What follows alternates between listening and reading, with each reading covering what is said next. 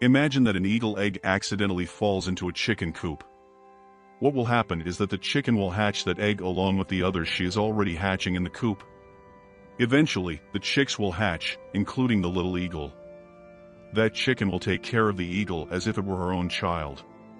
In the chicken's mind, the eagle is her offspring, and she will teach her everything a chicken needs to know to be successful, from scratching to eating worms, bugs, and leftover food. This eagle that was born in the chicken coop will never realize that she is different from the other chicks because there are no mirrors in the chicken coop. She will learn the routine of a chicken, scratch and stay only in the coop, within the confines of the yard. Certainly, she will not fly and will think she is a chicken. Now, the question I want to ask you is this: is she an eagle or is she a chicken?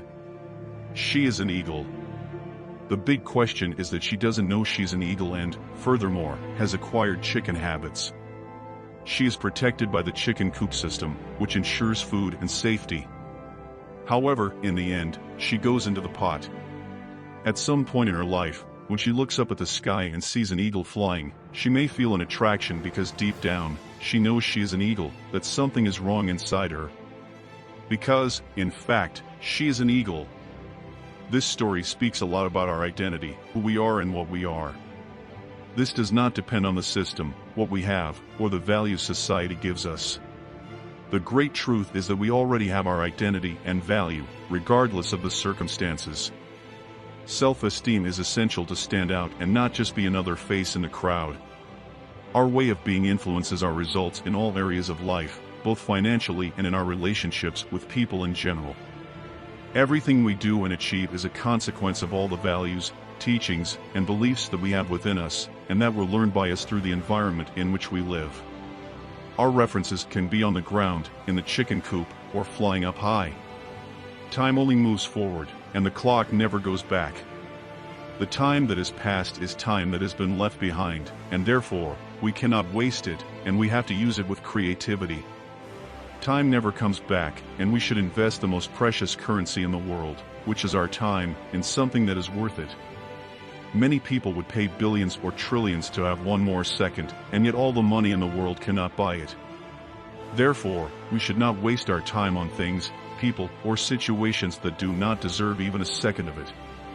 We should ask ourselves if something we do or watch really deserves our time, if it helps us to be better people, or if it diverts us from our goals and objectives. When we buy something for the future, the present becomes more interesting.